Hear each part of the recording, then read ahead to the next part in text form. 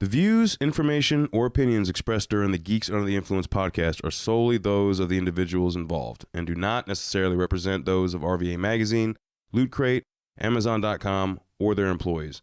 Listener discretion is advised. Fuck off if you don't like it.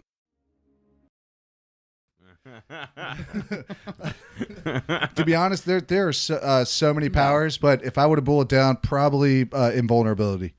Okay. So you could Hulk smash like legitimately. Well, the way I figured, if I've got that, then my body's gonna be strong because it's gonna be able to handle that weight. I'm also gonna be able to jump higher and potentially, use that to my advantage in other ways aside from just not being hurt. Okay. I want to have the powers that Meg from Family Guy had when they hit the toxic waste, where your nails just grow quick. So Sabretooth from Origins. Yeah. Well, no, because if you think about like superpowers in general, you look at all the CW multiverse that we're talking about here tonight and over the multiverse episodes, they expect you to do shit. You grow your nails long really quick. They don't expect shit from you. It's just like a cool thing you can do at the bar. It's not cool. No, it's disgusting. That's not true because if you have useless powers, you might end up being Toad in the first X-Men movie. Oh. So, he did something with his tongue. I forget what. Yeah, he wrapped it around things. But imagine how much you could accentuate a middle finger if you could do that. Just be like, hey, fuck you, buddy. Yeah. Boop. Just really emphasize the I feel like you'd be put to use as like the resident back scratcher. Like that was your use. Like I need a back scratch, bitch. Get over here. Oh, imagine after like a sweaty day, like scratch my back. Yeah. Oh. And they or would call popping zits on the back. Yeah. Ooh, cutting cyst. You sharpen that bitch down, and you cut like a cyst and squeeze it out. Yeah. It'd be useful. Back bitch. Also, as far as like going for costume wise for Halloween, you could just like grow them long and go as Lady Deathstrike. Like that's it. Like that's all you would have to do. Truth. But I would not want to see you in tight black. Oh, we saw that for Daredevil one year. That was no. Oh, that's true too. Yeah, that was a good outfit. It was, but you in tights. I did the Frank Miller Daredevil with the black like mask and everything. The first that's season. right. I remember seeing that picture. It actually looks pretty good. It was a decent outfit. No, it was but a good I saw costume. you from the neck up, so I mean, I'm not sure how the rest turned out. Actually, spray painted bottomless. Like I just body painted my lower half. Did you get the ones with that the way pads everybody in the else shirt? just wished they were blind. That night I called my penis Foggy Nelson. Floggy Nelson. Floggy. Well done. I kind of heard him say Floggy as well. So all right, yeah. That sucks because he eventually leaves him. He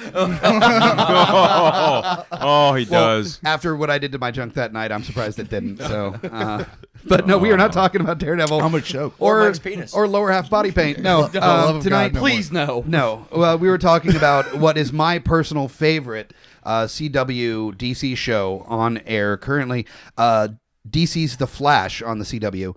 Absolutely fantastic show. Not the first show from DC to show up on CW. That was the Arrow. But really, Flash was the second one. And that really started off the multiverse. That was them branching out from the Arrow to see if they could do anything more with it. And honestly, the Flash took off and became so much bigger and better, in my opinion. Yeah, it opened up the multiverse, but it also opened up them to have fun with the crossovers because it started with just the Flash and Arrow doing crossovers for those 2 seasons before Legends and then Supergirl came in. I've got to say, I'm going to piggyback on that because what's really fun is when they did the crossover and talked about the different cities. Like your city's supposed to be sunshiny and happy all the time. Like mine's fucking, Seattle's like full of rain. Everyone wants to jump off a roof. Yeah, it's like the Arrow City is supposed to be viewed by like angsty teenagers or something. It's weird, right? One of the things that I really liked when the Flash first came about is I loved Arrow. The first season of Arrow I thought was really great, and I love the way that it was grounded. It was very realistic. It felt very, and I know it's been compared to Batman a lot. Gritty. It felt very gritty. It felt very grounded. And then when they went to the Flash, it gave them that opportunity to expand into more of what we love about the comic book universe and more of that, craziness and off the wall stuff that they've been able to do. Well, you follow Barry Allen, who is, look at the Justice League, even the cartoons, the comics, everything. Barry Allen makes the jokes. He's the lighthearted, like, hey, blah, blah, blah. Like think of Spider-Man, how he makes his jokes. Barry Allen, the Flash, is the same way. He's just like, well, I guess he got away. I'll just go chase, whatever, man. And it brought a new light to it. Yes. I wanted to say, like, the one thing that I was worried about when The Flash came out was their remake of Smallville's their kryptonite mutants. Like, I felt like they were sort of doing that with a particle accelerator, but they made it so much better. I know a lot of us haven't seen Smallville, but they had meteor freaks there. We'll talk about that another day. Well, and we're going to talk about, we're going to be talking about all things Flash here in just a second. So before we get too much deeper into it, this is Geeks Under the Influence, episode 104, all things about CW's The Flash. Late one night on Earth 1, the Hobbit was busy cleaning up after a particularly fun episode of Geeks Under the Influence when all of a sudden a vortex opened up and the Flash from Earth 420 appeared. Hi guys, I'm Jay Baruchel. I'm the Flash on Earth 420. Much to Hobbit's surprise, Jay Baruchel told him that on many other Earths there are other panelists that host Geeks Under the Influence. To give him a better idea on how that went, together, Hobbit and Jay Baruchel traveled to different dimensions to look in on what GUI would be like hosted by someone else. We will be playing those episodes during the GUI Multiverse.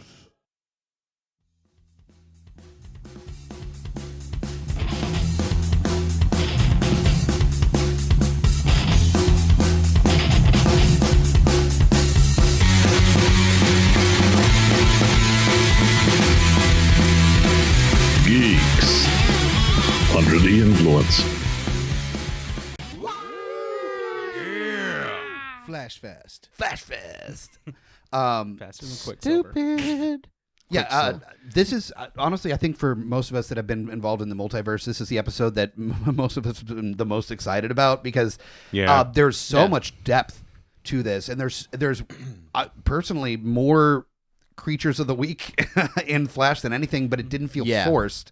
I will definitely agree with that. I also want to say that they do a great job of blending in like really emotional scenes, and not just emotional just to tug at your heartstrings. Like, they're really well written and they're really well acted, and they really take it seriously. And that's not something you expect to see with these types of shows going into it. And I think that's really important of why it took off the way it did. Sure.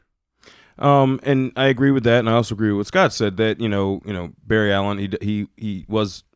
It started out with the Flash, especially in the first season. It was very lighthearted. It was very Barry making jokes and very cracking jokes. And that's one thing about this season that is I hope they don't write themselves into that corner where it's just nothing but down, because Barry was really down from the mid of season 2 all through this season. There wasn't a lot of that Barry Allen we were seeing at all. So that was kind of a change in watching it. The jokes coming from everywhere else, but not Barry. Yeah. Right, exactly. I mean, it was a lot of heartache, but even kind of bouncing back off to what Smallville was saying too, even though they originally, and most of these shows do, they really hit that episodic monster or villain weekly. And I mean, you got to have a jump point. But the way Flash did it, there was way more emotion into it. Like, it wasn't just, I'm a monster now and I want to create havoc or I'm going to help the good guy. It was, I don't know what to do with these powers and I just killed my best friend. What do I do? I mean, it had serious depth to it, even though it was just an episodic character. I mean, it hit you hard. Yeah, and I completely agree. And at some point in the show, and actually I think it's this season, Iris specifically says, it's amazing how untouched you are by all of this bad. Or I'm paraphrasing, but that's basically what she says. And it's true, is that he's not untouched. It's just that instead of being consistently the lighthearted Joker like he is in the comics, they show that I'm deeply hit by all of this tragedy, but the only way to get through it is family. Family is huge. Well, before we get further into the Flash, let's go over actually who's talking about the Flash tonight on this panel. Like, we're jumping the gun because we're so friggin' excited about this. Way to go, multiverse host. Hey, you know what? Like, I was letting it run. There was a good conversation happening. I was not about to get in the way of that. I'll do that later. You always get in the way. In the second half, I'll definitely do that. Don't worry. But for now, on my left is the new daddy. What up? Mr. Scotty P is here. Howdy, y'all. How you doing? You've been following the Flash since the first season, right? Yeah, because I was a late bloomer to Arrow, but as soon as I heard about the first crossover introducing Flash and stuff, I got really interested, so I caught up with Arrow, caught the crossovers, and it's been flying ever since. Oh, ba-dum, dude. That's my turf. That one was so Yeah, bad. that bad of one is his turf. Yeah, that's what I'm saying. was- Like Oh. you're better than that. You see what happens when he lets me host? He brings me down to his Just level. infects you with It all the does. bad. It's all in the brain now. You don't see me doing that, or Kyle. So that's Well, you've not an had time excuse. to recoup. I've had less than a week. That is true. That's true. So That is true. And Kyle's had like Yeah, I've had month. plenty There of was time a to day do. difference. Fuck you. Next off the panel, first to the multiverse episodes. Actually, the first Yep, one that first you've time on done. These, yeah. Mr. Edwierd is here.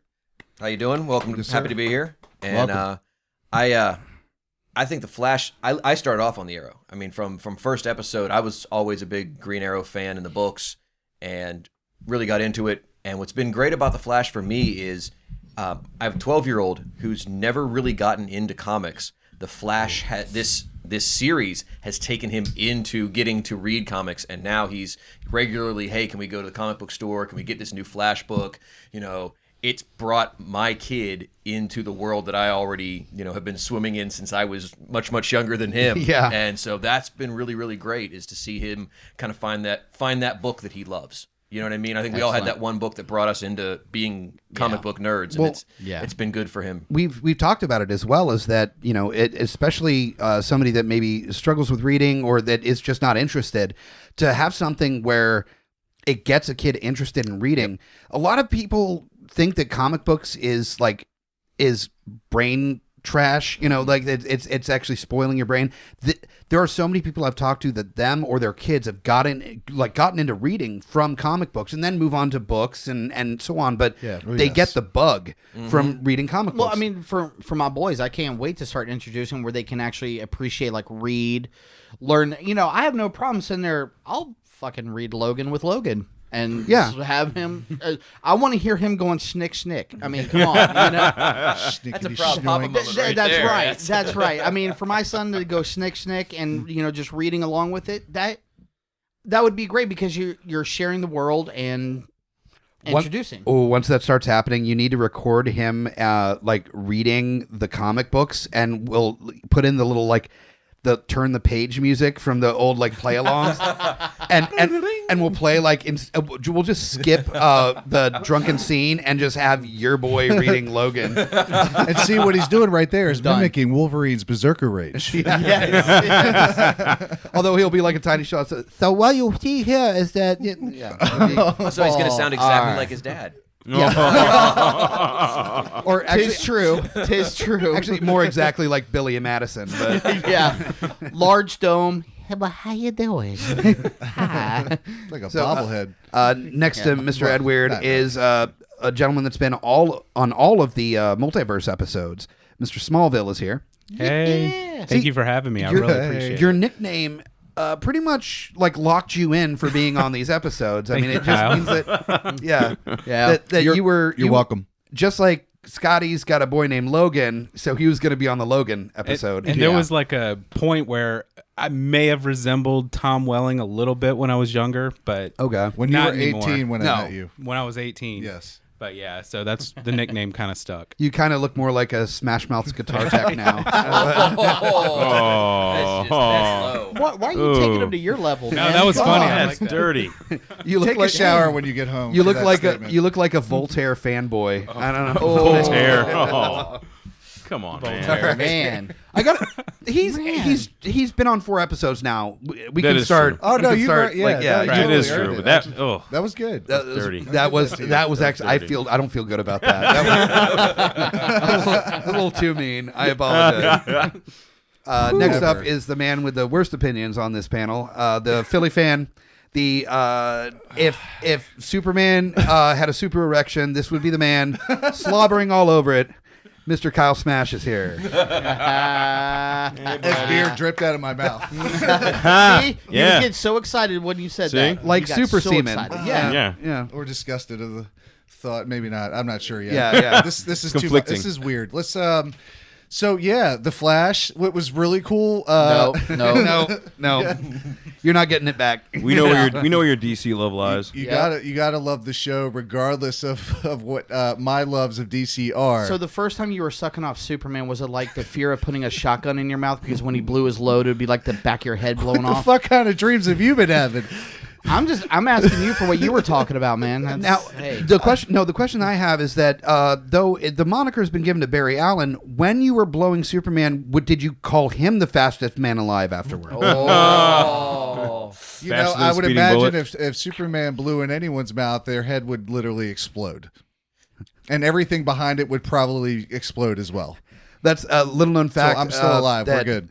That during The Departed, it was not a gunshot that took off Leo DiCaprio's head. It was actually Superman off screen ejaculating in his general direction. Or Hancock. Yeah, That's both fascinating and disturbing for many reasons. Speaking of fascinating and disturbing, God. next panelist up Hey. That's a segue. Perfect.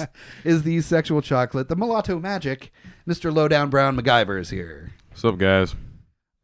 We were fighting over who was going to host The Flash. Yeah. Yeah. But, as the better man, I took Arrow because I do enjoy Arrow. And I was completely fine with you being you the better man. backed because out of Arrow, so... Well, because I saw a season and a half. I'm saying, so. you dropped the ball on watching Arrow, Yeah. so To you were be hopeless fair, there. He is a man. A meow. You're a boy. Oh, I like it, sir. Thank you. A super boy. Oh. That explains everything right there. Oh, you're not even Superboy. You're Wonder Boy. Does that also crypto. mean you're sucking off Superman? How does that work? Wait, like Tenacious D Wonder Boy? Or because I'll go that. I'm good with that. No. With mind bullets. No? Okay. Oh shit. No, I get it, but no, you're not. Not that Wonder Boy. Hey, how about that Flash? All right. Last but not least, the man who just annoys us every week. Every week. Every fucking week. Every week. Oh, you talking about him having bad opinions. You have some pretty bad ones yourself. Like, What? your jokes are funny. Like Jay Baruchel and Squirrel Girl? Like, that's it. That's all I got. Like, How about that's Jay pretty bad. Baruchel or Squirrel Girl Girl. separately? Yeah. Jay According to his- Baruchel as Squirrel Girl. According to his girlfriend, he is the Wow. fastest man alive. Oh, He's totally He wants to Flash nut in fast. Jay Baruchel's butt dressed in Squirrel Yeah, Girl he suit. is. That's what he Yeah. wants. Katie calls me Zoom in bed. Oh, I knew it. I knew it. Jokes never get that old. 'cause- But wait, do you ever have a like reverse Flash action happening? Does she get behind there? Yeah. That is between us. Anything that resembles Jay Garrick's helmet? Oh. Oh. Ow. All right. Yeah. Anyway, this is the Hobbit, our host. Hello. Yeah. Hi. I am Mike the Hobbit Bickett, host of this shit show normally. And he doesn't want to talk about his butt stuff. No. Will not. You do be. I'm saving that for the butt stuff episode that we'll be having coming out later this year. But tonight we're talking about The Flash, and you can hope find that me. has an age requirement and a disclaimer. All the disclaimers. Yes, All of them. post the shit out of those disclaimers. Yeah. You can find me on Twitter at Mike Bickett, or follow the Geeks Under the Influence Twitter at GUI Podcast RVA. Follow all of our other social media stuff at GUIPodcast.com.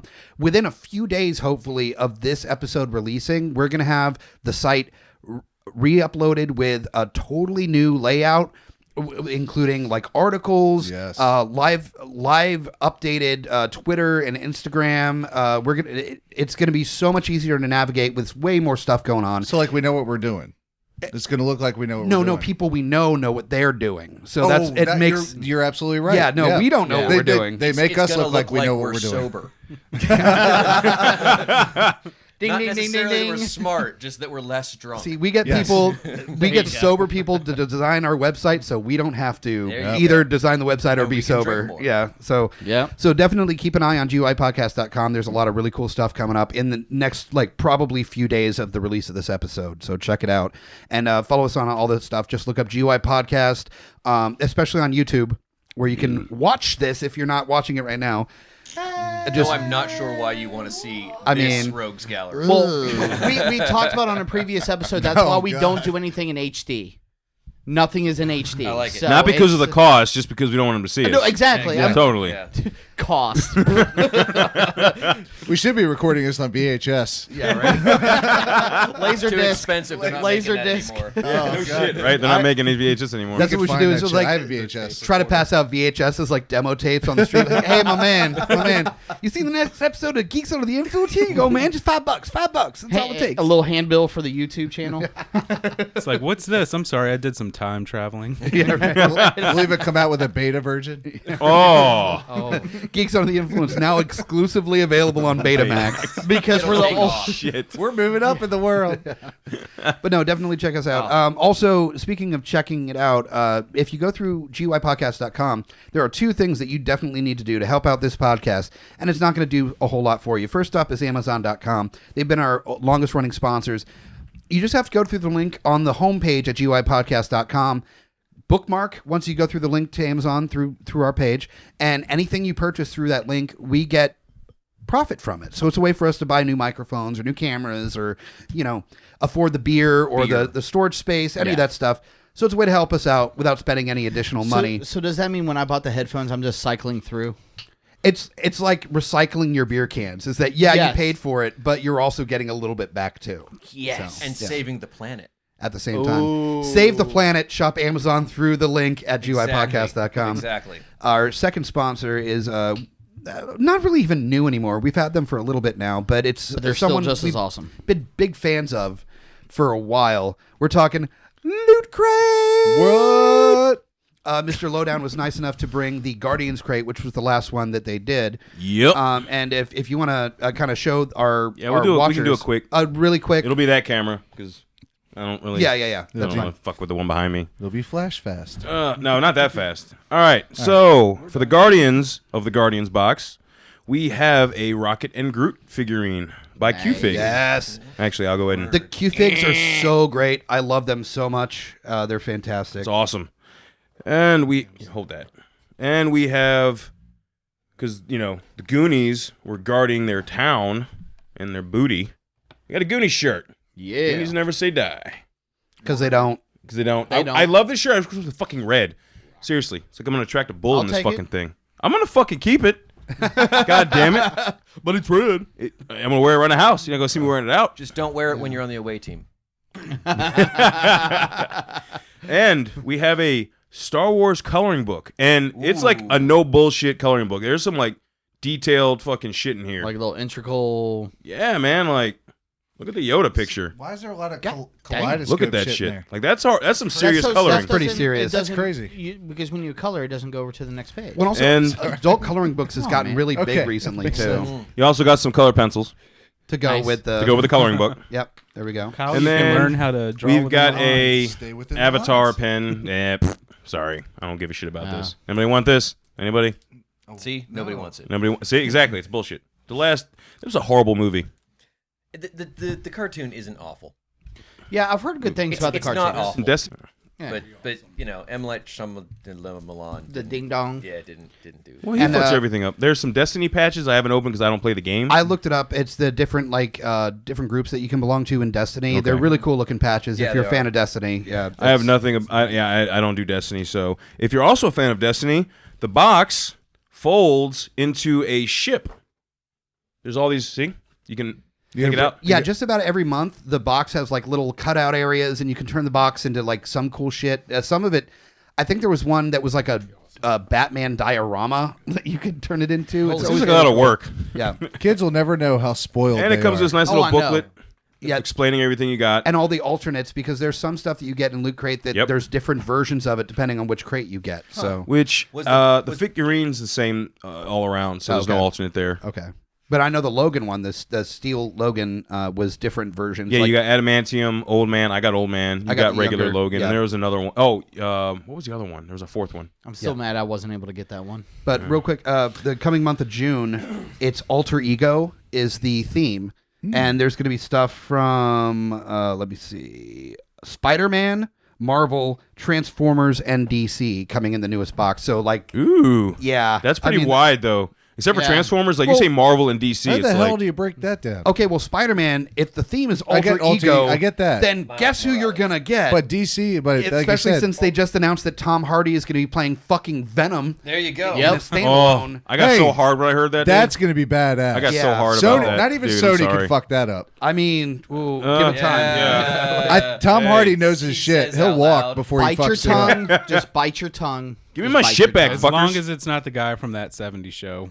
All right, so let's get into what we are gathered here today to talk about, which is all things The Flash. The Flash. The real thing that I liked, and we mentioned a minute ago, that I really like about The Flash is that though they do have kind of a villain of the week thing going on, there's an overlying storyline that kind of comes with that where it doesn't feel overly forced. Kind of like at the first season of Agents of S.H.I.E.L.D. they did Villain of the jeez. Week, and it was rough. Or I mean, Smallville. or Smallville. Yeah. It was really bad. It was really bad. I don't feel like there was that kind of lag on Flash from having Villains of the Week because it tied into the overall storyline. And the reason that is, after rewatching some of the older episodes, was that it brought in. It's not just the arc of the plot line of that season. What it did was each one of those like monsters of the week really affected how he grew into what he did. And a lot of that was learning new powers. And they made it very much focused on that on every episode, either powers or responsibility. Yeah, well, yeah, overall it helped him grow. But even a lot of those villains or monsters or whatever that came from the accelerator exploding, the majority of them have even come back for other episodes. It's not like they just disappeared into the universe. They have come back. They've had other storylines involved with them as well. No, you're touching on all the points that I was going to make. I love touching your points. No, you do. I You knew. rub the ends of them. That's the best. That's his. Naughty points. I don't know you well enough yet. That's his villain nickname is Point Naughty Toucher. Points. Naughty Yeah. Points. Yeah. But no, it's exactly right. That first season was really setting up. These are the characters that you're going to see again and again and again. You know, here's Snart and here's this and here's that. And these guys are going to come back and they're going to kind of shape that universe really Absolutely. Yeah. And I was really attached to the relationship between Barry and we know now as Eobard Thawne, which was Harrison Wells. That whole relationship they had, and him teaching him his new powers, it just brought a whole new level to the show. And I thought that's why The Flash was a better show, in my opinion. Yep. Well, the first season, that was probably one of the longest slow plays they've done in the entire series. Is the reveal of Eobard Yeah, Thawne. you didn't know. You didn't know until right towards the end, but there was a point where you knew there was something off with Wells, that there was something up with When he like stood up. and well, no, before then, but then when he stood up, you're just like, oh, you motherfucker, like you're like, oh, you're evil, you're fucking evil. I knew you were evil, even though you didn't necessarily know he's evil, but you were just like, no, I totally knew it the whole I time. just thought you were an asshole, but fuck you now. You know, yeah. And just the reveal on like pulling in a well-known villain from the universe and then tying it into a character where it's like the whole, it's like Benedict Bandersnatch Cumberbund in Into Darkness, where it's like, I'm Khan, and you're like, oh, you fucker. I Like, love they- how you had to correct yourself from saying his name correctly. yeah, you're right. Because you always say it fucking whatever, Gumbard, whatever the fuck you say. Yeah. Anyway, I agree with that. That whole dynamic was good. But going off of that, I would say Cisco's relationship with HR with Harrison Wells, because before we find out it's Eobard Thawne, it's Harrison Wells, the relationship that he's had with each Harrison, because he had the different Earth in season 2 and then the new one in season 3, HR. Yeah. He's always had a connection with all of them, and kudos to that fucking actor.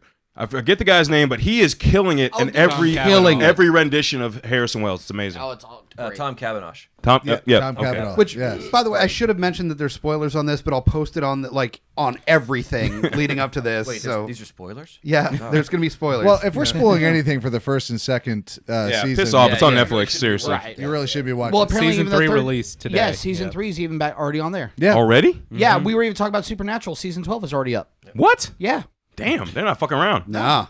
there's something I want to address, and this is kind of the elephant in the room of Flash, are the repetitive. It was King Elephant, the villain. Yeah, no, I wanted to talk about that too. Fuck you. First off, King Shark looked amazing. He looked Yes. He's They're all from he's the Republican. same tribe. Yes. Where's my shirt? I should have worn it this week. Really bad hair. Damn it. King Elephant with the bad comb over. Oh. So, and I it's, totally forgot where I was going. So essentially, in the you're going on Tom Cavanaugh, his different takes on it.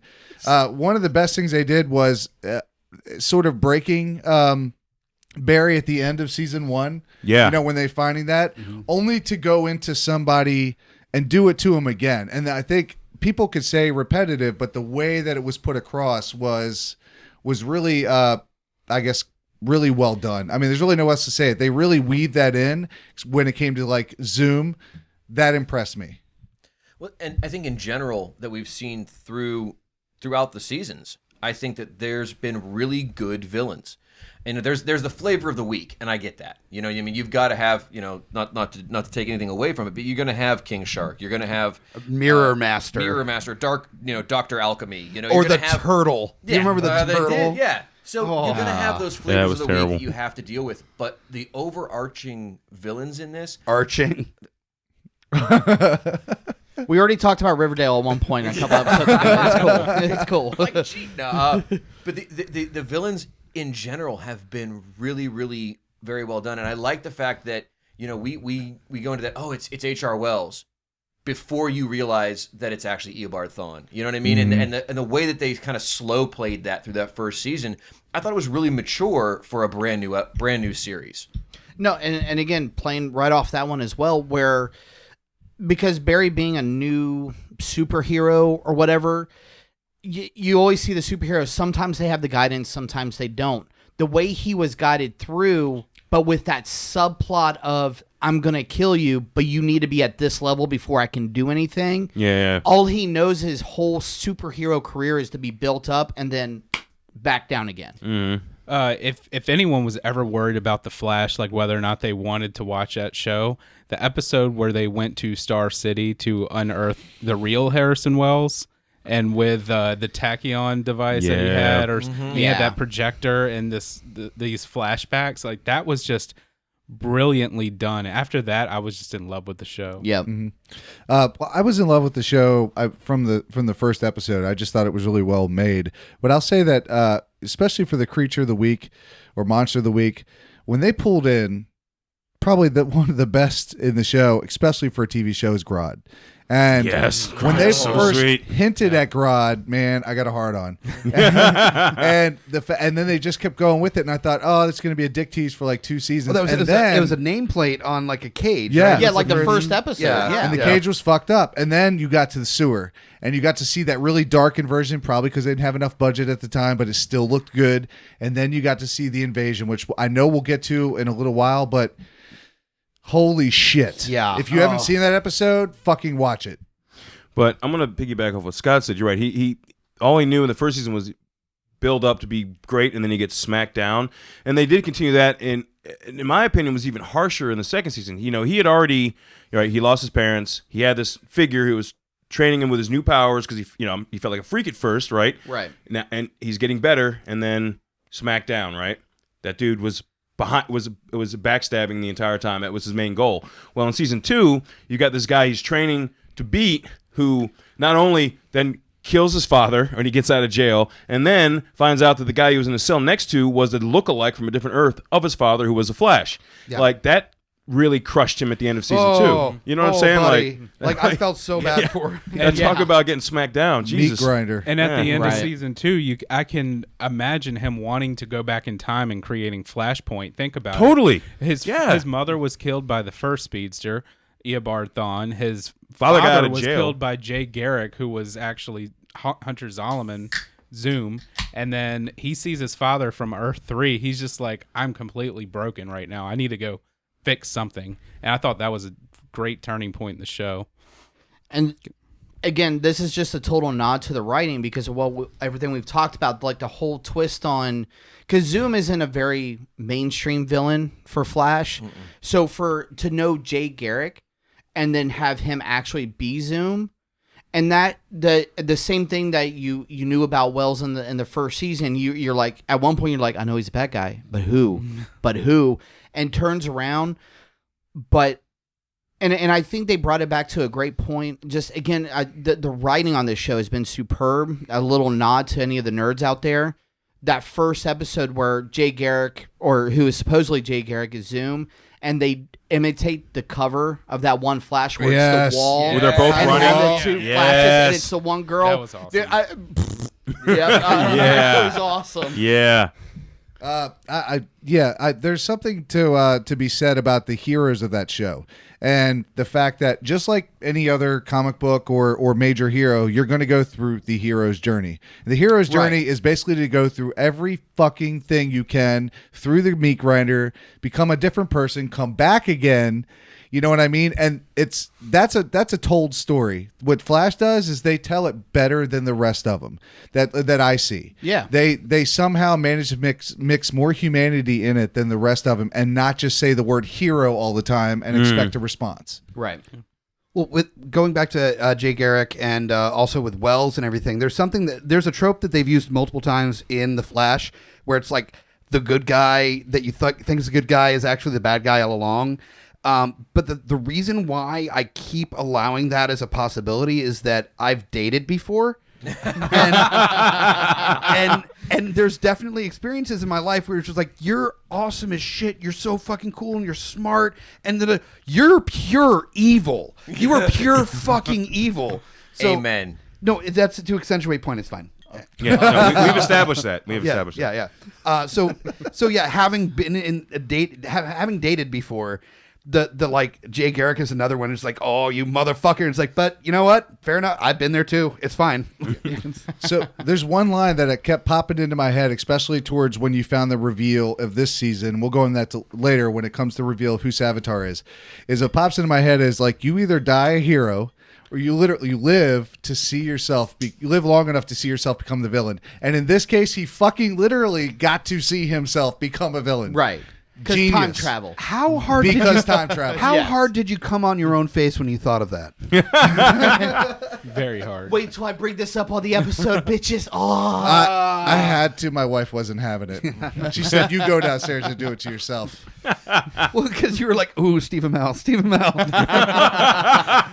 Ninja no, Warrior. no.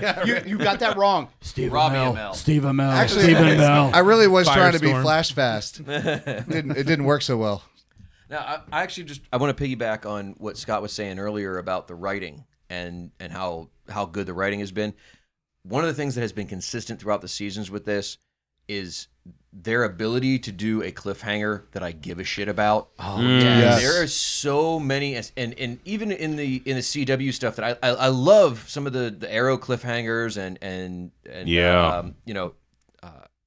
everything else is good, but when it comes to Flash, like, who the fuck is wearing the iron mask? What is happening? He's tapping his head on the glass. What's going on? You know what I mean? Like, and week after week, I come back because I want to know what's going on there. And they do a great job of dragging it out without making it boring and making me want to come back to find out what's going to happen next. And that's a real rarity on a CW show. You know what I mean? Right. Like, Agreed. This is not a movie. This is not a really This high is budget this is thing. CW. This is That's last week on the Vampire Diaries. Exactly. Or the Yeah. originals. This is really well written stuff that I really give a shit about. Yeah. And not just me. At almost 40 years old, I can sit and watch this Hello. with my 12-year-old son, and he's like, "Papa, did you see? It's so exciting, and we're gonna find out who this is." And like, he gives a shit as much as I do, and that's really good writing. Yeah. Logan comes a close second to that. He actually will sit there and say Flash or Supergirl or whatever when we watch it. But just to emphasize on that is just when you say cliffhangers, normally people think the end of the season or anything like that. No, cliffhangers on random episodes. Yes. Yep. Yeah. Just all sorts Absolutely. of crossovers and tie-ins and shit. Just the writing has been superb for this show.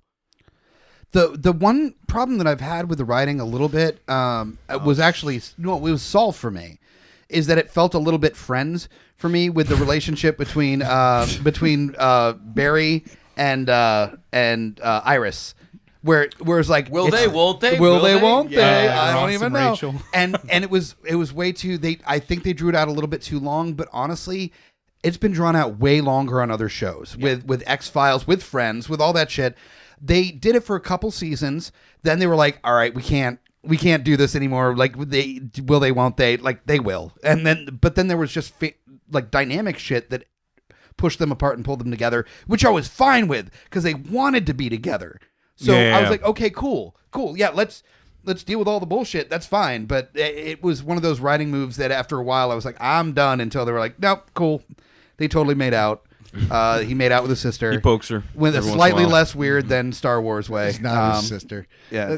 Look, that is a testament to the writing. It's a testament to their ability to realize that there's an overall arc. There's a story arc to this season, and what they don't do is dwell on unimportant shit for too long. I will say that, and I mean unimportant, like will they or won't they? They may spend a little time, but they will completely go the opposite route. Well, in a heartbeat. Just to even equip on that is, especially with the whole Iris thing, because again, being a comic book fan, he's going to marry Iris at one day down the road, whatever. It was written in a newspaper. 2024. It's been Crazy. And I know it was like telling the future. Oh my God. But it started, but that also brings it back to the writing. No matter how much they actually had in detail, but even the bullet points at that point when he does the first time travel to save the city from the tidal wave, gets with Iris, fixes shit, and then he's not with Iris Is that anymore. not heartbreaking? It was. Yeah, I felt like a 13-year-old kid, like a little teenager whiny bitch. I so wanted to wear black and cry. I mean, it was sad. just, it was I think I Listen actually to the yelled, Smiths. no, like at the TV. Well, that's what you had, is them having the love for that story. The writers, you can tell, love the fact that they're writing for that show. That tells a lot, because they go, we can dwell on this, we can give him a little bit, we'll take it away, but we won't destroy you with it. Like, we will fix it eventually, but we're not going to focus on it too long. We just understand that you're here for either this or that. We're going to give you both equally. They also know they mustn't dwell not on Rex Manning Day. So they just move on to the Nobody should dwell on that day, especially on the fact that it's Rex Manning Day. Well, and this goes for the multiverse that we've been working on, the crossover stuff. Look at all the writers for all the other shows. I mean, every show hits a lag, different stuff like that. But we talked about it on the Supergirl episode, where compare season 1 to season 2.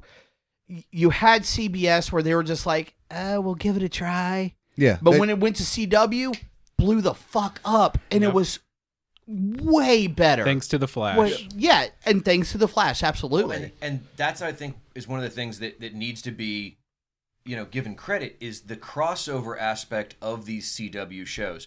When you look at, and tonight before the podcast, we were sitting outside and talking about Daredevil and that whole universe. Jessica Jones and Luke Cage. And this carried into this, and Iron Fist. This carried into this, and then Iron Fist. But, these things carried into each other, and they did a really good job with it.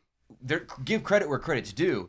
Arrow did a great job of setting up the Flash. Flash did a great job of setting up Legends. You know what I mean? There's been a really great collusion between the three of them. I like seeing Hawkgirl come in and work at Jitters, and them carry that, a little bit of a flirtation between her and Cisco and all that, and how that worked forward. And when you see the episodes, it's smooth. It is. It's smooth, but when you see the episodes with, when there's aliens and they all got to come together to fight off the aliens, I go, okay, I'm good with this. These guys already know each other. There's already a friendship established here, and it feels natural. And I'll piggyback on that with the Flash, it did a lot more than that. The Flash is the center of it all. Regardless of what started first or came out later, yes, it bred Legends, but it bred basically some of the best story arcs or the main story arcs that are now going through either show in some form or fashion. Like, everything that Flash has done has affected everything else around it, even Supergirl in small amounts. And that's important, because it's everything, it pulsates out of the Flash into every other show. Yeah. Star Labs kind of seems like the center point for that whole universe. And they don't Lois and Clark it. And that's what's really important. But I was basically going to say something very similar where it's, even though Arrow started everything, it really has felt like Flash has kind of taken over the reins of, well, we're going to be doing this. Because even look at the Dominators crossover. It was Barry that really brought everybody together, that kind of organized everything, that was just like, you kind of know what's going on, but I talked to Argus and I did this or blah, blah, blah. Oh, fucking Argus. God damn it. Yeah, some bullshit. But it's really been the Flash and Team Flash that have kind of, again, Star Labs has become the focal point of a lot of things happening. Where lightning struck in more ways than one. Exactly. It's the gravity. It's the gravity of all the shows. And, gravity theoretically goes through time. Shit.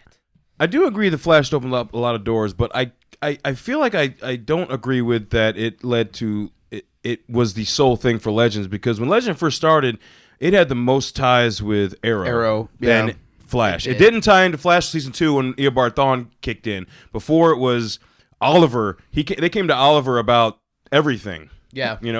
So it went back to Arrow for that. He gave him his... And then Season 2 kicked in with the Flash. He gave him his mask. Well, just because the villains are there doesn't mean it kicked in with the Flash. There were villains from the Arrow, too. Sure. Yeah. Well, we're going to get into this more after we take a short break. We're about halfway through at this point, so stick around to listen to our sponsors. It's like 30 seconds, a minute of just...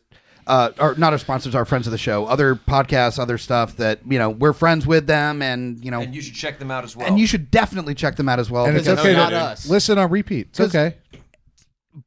They've all been on GUI on other episodes. So and we're gonna or have been on their stuff as well. So definitely check them out, and we'll be back in just a moment. Thank you for watching the GUI podcast. This is Nick from Instant Replay Live. I get plugged here a lot, and I'm being allowed to do it myself this time. I'm going to plug myself as much as I can. You can check out our Twitter at INST Replay Live. I'm going to plug myself again. I'm plugging myself in front of all these guys right here. You can find us on YouTube if you search for Instant Replay Live, or youtube.com/c/Instant Replay Live, or at instantReplayLive.com. We do video games, we do tabletop role-playing games, and we do reviews and all kinds of other stuff. So check us out. Toski from the YMN podcast. Big fans of the Geeks Under the Influence. Talk about all the same shit, so definitely check us out, ymnpodcast.com. This is Mike the Hobbit, direct from Fallout on a trivia night, telling you to come here every first and third Monday for trivia between 8 and 10, 25-cent wings, drink specials, prizes, and tons of really inappropriate trivia. It's a lot of fun. Do you guys agree?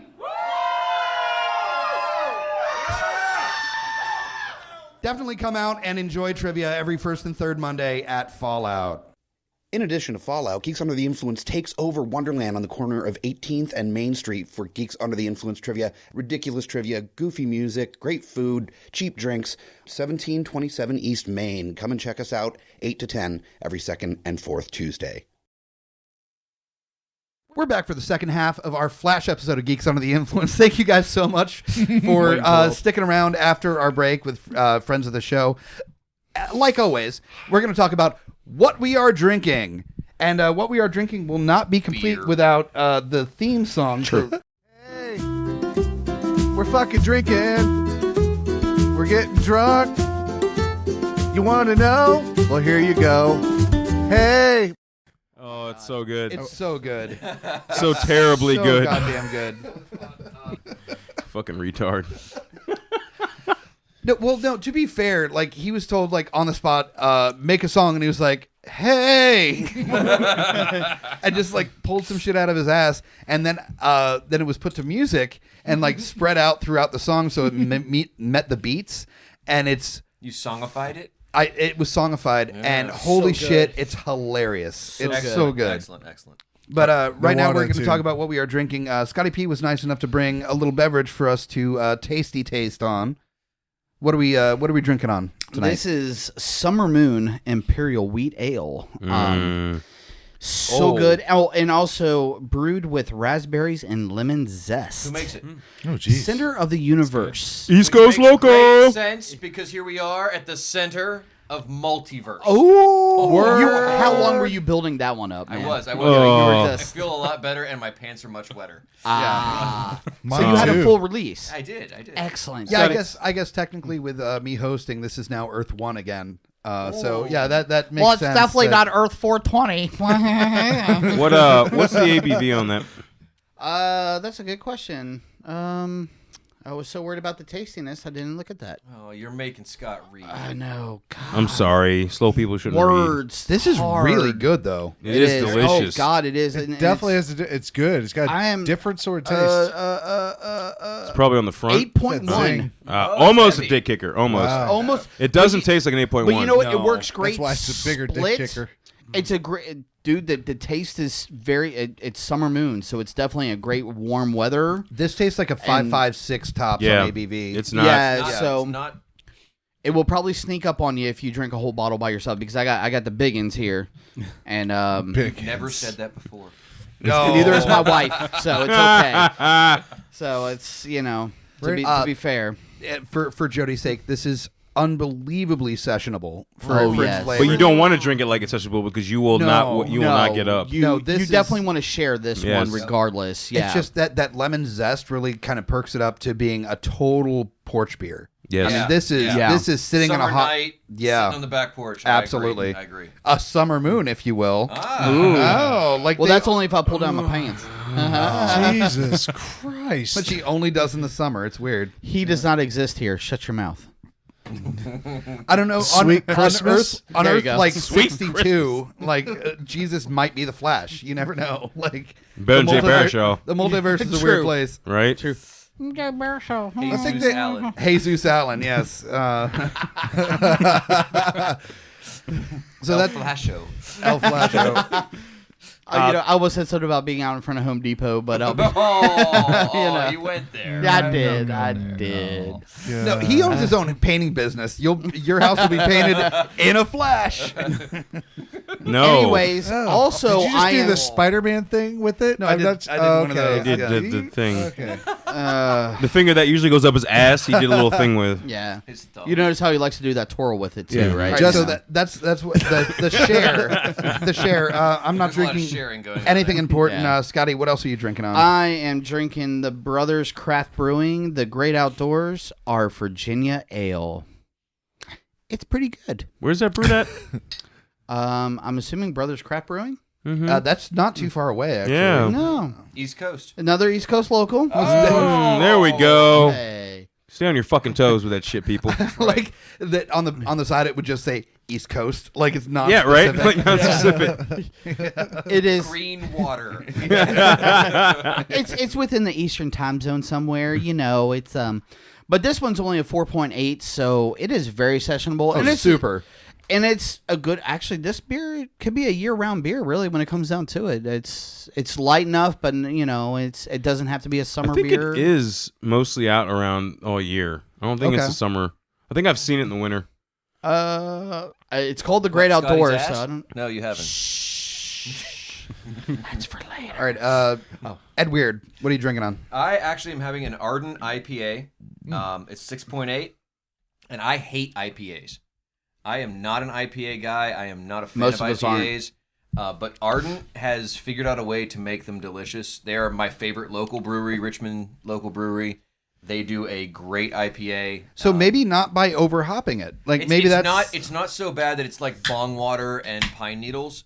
It's actually a tasty beer. Okay. And Okay. I'm a big fan. If it's good enough that I'll go and buy it in a bottle, they've done something right. And Okay. I'm sorry, Kyle just did a snort laugh. He did. He did. I was laughing at what he said, and I was trying not to spit beer all over the microphone. No, he didn't. I thought you liked spitting on long, round things. What is? All right, Smallville, what are you That's drinking on? What's up, man? I'm drinking So dirty. the seasonal brew summer ale, Sam Adams, 5.3% alcohol. One of their many brews. I like most of them. Of course, Oktoberfest my favorite. Oh yeah. Of the Yeah. brews, but this About one's right. actually really good. It's a lemon wheat ale. Look, the beer hipsters like it. shit on Sam Adams on a regular basis, but Oh, you they know can what? go fuck themselves. They make really good beer. There's a reason why they're known as why Sam Adams is the Blah, name. blah. Consistently. I hope it is. Consistently, they make good beer. Yeah, And that's the thing. Yeah. And not all of Junior. them are my cup of tea. Boston, but Whatever, dude.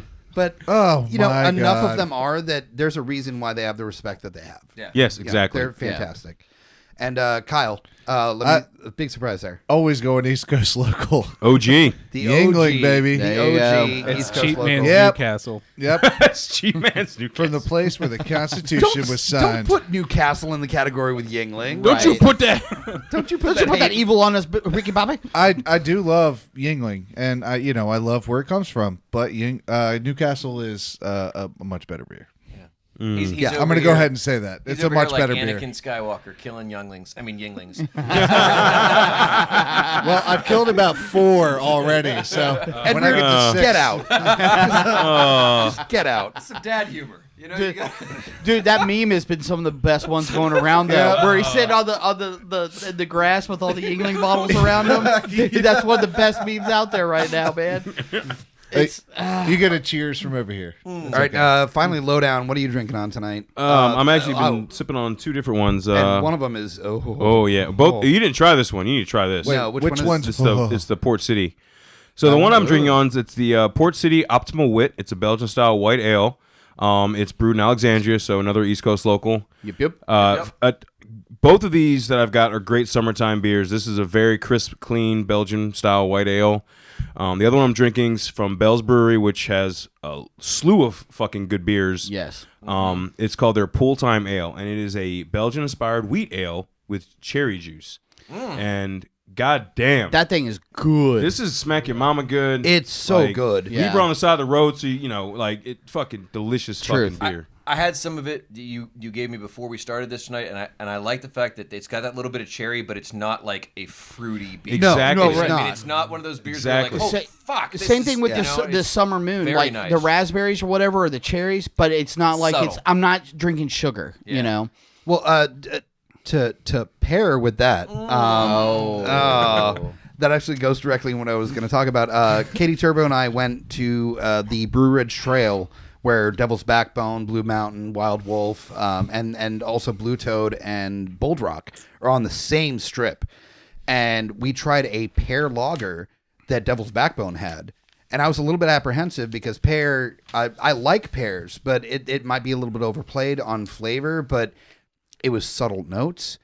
It was just nice and crisp and bright and delicious as shit. And unfortunately, I don't know if there's anywhere out around Richmond that's I've had it. I found it at a Target. at a Target. Yes, I found Fuck. it at a Target. When- Okay, well when- then check out Target for that. When my wife and I were up there, Hashtag new sponsor. Please let us get that Target money. I shop at Target like every fucking day. I I've got a shop when red I'm card. broke there. I've got a red card. Yes, sir. We'll start calling like Drunken Scene the Spot, and it's fine. Sponsor. Pick it up. Yeah.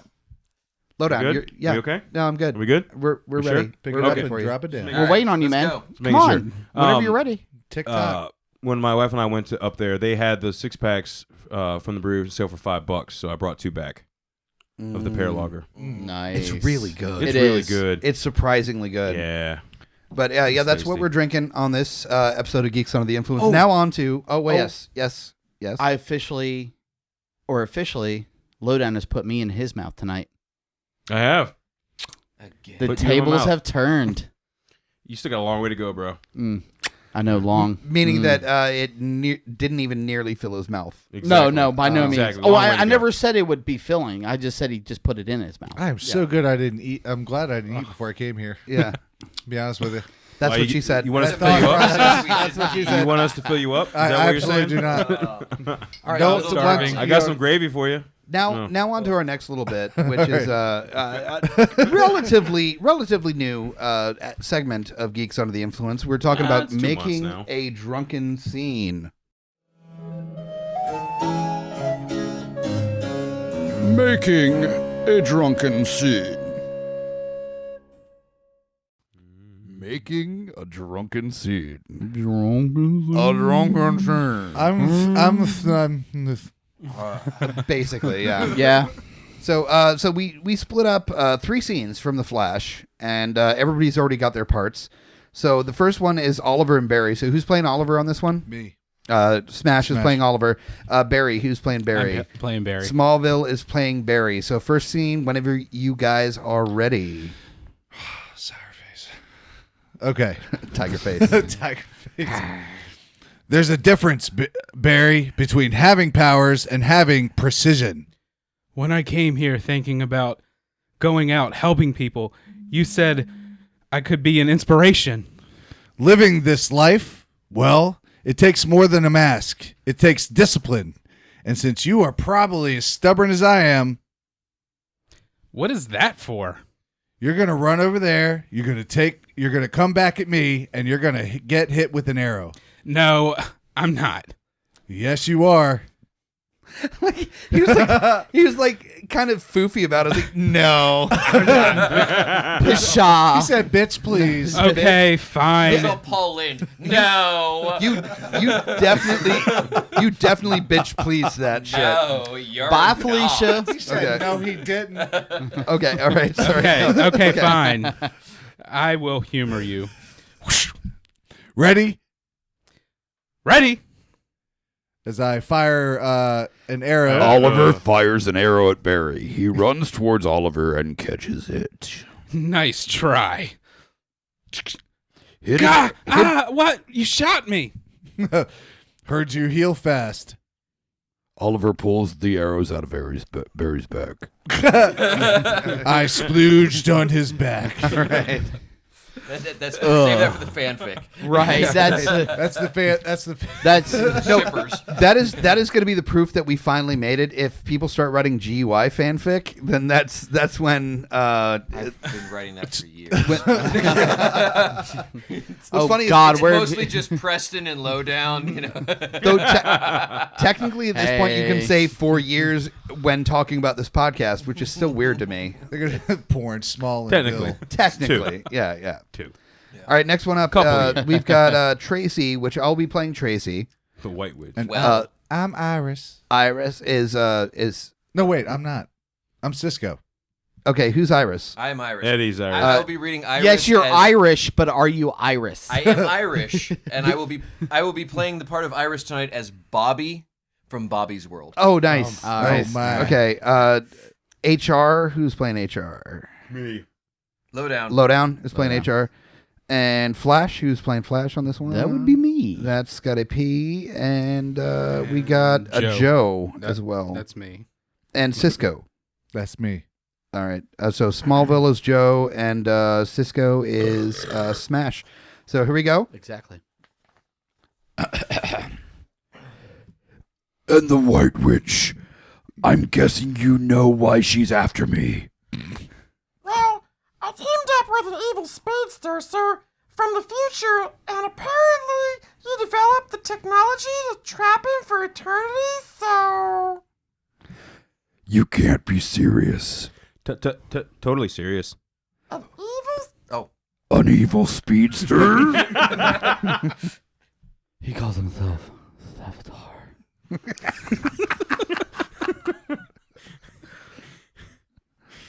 Oh, Savitar, and he's from the future, Yep.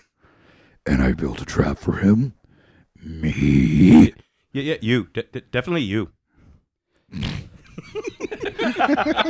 Ad-libbing motherfucker. Rain Man? I did. You just pulled Rain Man out of that shit. God damn it. Wapner. Yeah, 10 definitely minutes to Wapner. Wapner. 10 Definitely minutes to Wapner. Wapner. Definitely Barry Allen. okay. Definitely time travel. Barry Allen's Flash. All right. Barry Allen is okay. It's speaking of Flash, it's Flash. He wants to kill you before you build it. That's why he's sending Killer Frost after you. Killer Frost. Her name is Killer Frost. Yeah, Killer Frost. Definitely Killer Frost. We know it's a lot to take in. Well, to be fair, you're basically telling me I'm the Sarah Connor in Terminator. Hey, it's more like Miles Dyson. Yeah.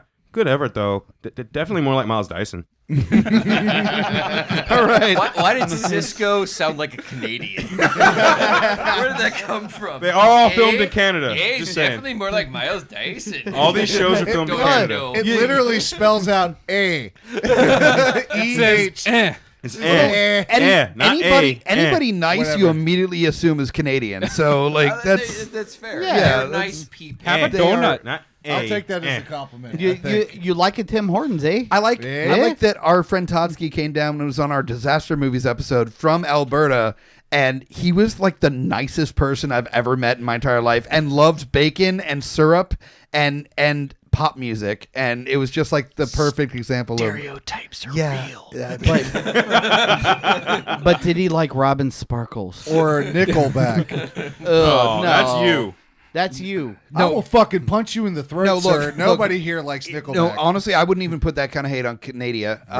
Not even Canada? Not even. Canada. Not even. Canada. Not even. Really? You called me out on arching earlier, but you're gonna say Canada. Canada. Good Lord. Is that where Logian is from? I'm sorry. That is. I'm from Canada, bub. That is a result of living with Crump for too long, because that's what he called Canada. Yeah, for true. years. True. That yeah. It's true. End up saying Canada and having herpes. That's what happens when you live with Crump for too long. Yeah. So blame Canadians. Although he calls them crumpies for some reason. This whole ego thing. Even STDs had to be named after him. He named every single one of them, and they were all characters that Wilford Brimley played in movies.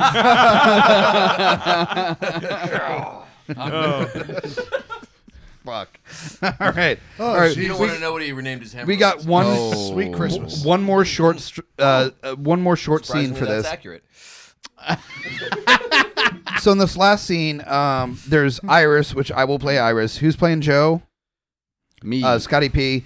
We determined that Lowdown's not allowed to play the black character, because that would be like too on the nose.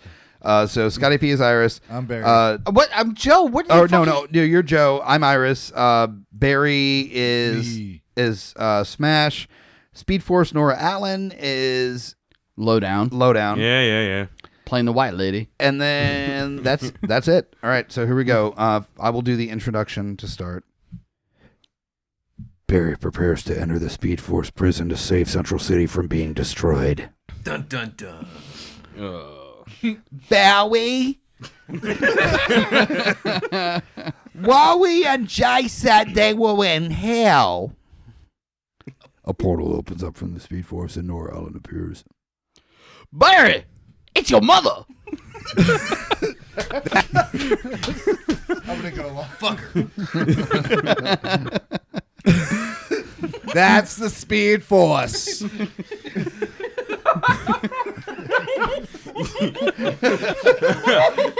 Speedforce is Jewish. And that's the name of the episode.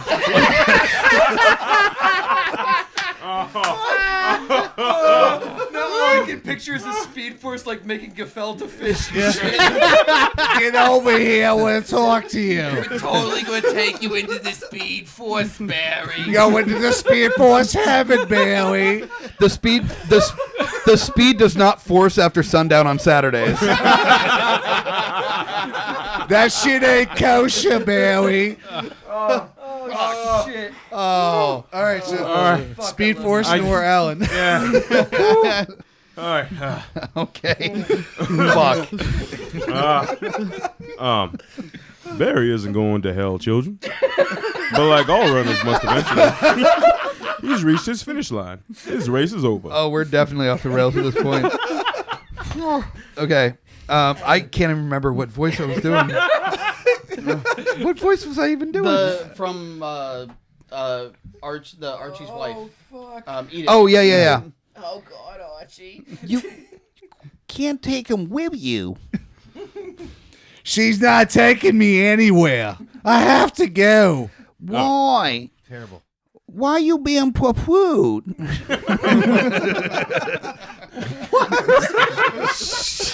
Fuck. All of this is started with a mistake with Flashpoint. This is my penance. This is my redemption. My beautiful boy. It's time to rip. Stop touching me. Stranger danger. Stranger danger. And you got mad at me for doing Hail Hydra doing Supergirl. What the hell? I don't. Oh shit. Oh, It's okay, Bill. Oh, Barry, that's fantastic. It's your mother. Barry, it's time to come in the Speedforce. I got a nice lean mutton. I like it when it's nice and lean. Oh, it's Oh, my Get the bunions. manure in there. All right, let's stop being racist. We love you you all. leave Barry Allenstein alone. I thought it was Barry Stein. Speedforce is Jewish. That's it. Yeah. That's fucking a priceless. Okay.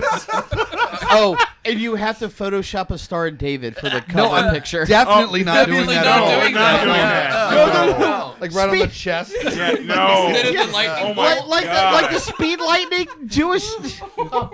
Dude, come on. That's a bit much. No, it would be speed lightning. oh my! Okay. Watch out for the zoom. All right. We've got to get the fuck away from right. this. We love everybody out Stay there. here forever. This is amazing. I'm so sorry. Oh. We're gonna title this episode "We Love the Jews." I love the Jews. You might want to say No, just that would sound like Trump, but with Mexicans and Jews. Oh, like Yeah. we love the Hispanics. I love the Hispanics. I mean, in taco salad, really. Yeah. Yeah. We love the Jews. We love We everybody. actually really This do love the episode Jews. is going to be huge. Oh, I guarantee it. It's gonna be huge. okay. All right. It's gonna be All right. huge. So, Lowdown, you had something you wanted to follow up with. Yes, we ended. Speaking of changing the subject, We ended the let's- first half with Fuck. a bit of a discussion about, it was stated earlier that the Flash led into Legends of Tomorrow, and Right. the counter with that where it was actually Arrow, because, all right, if you look at the first season of Legends of Tomorrow, that entire story arc was introduced on Arrow. Right. Vandal Savage, Hawkman, and Hawkgirl. That was the main story arc for Legends. That was introduced on a Arrow episode that then turned into a crossover episode with the Flash.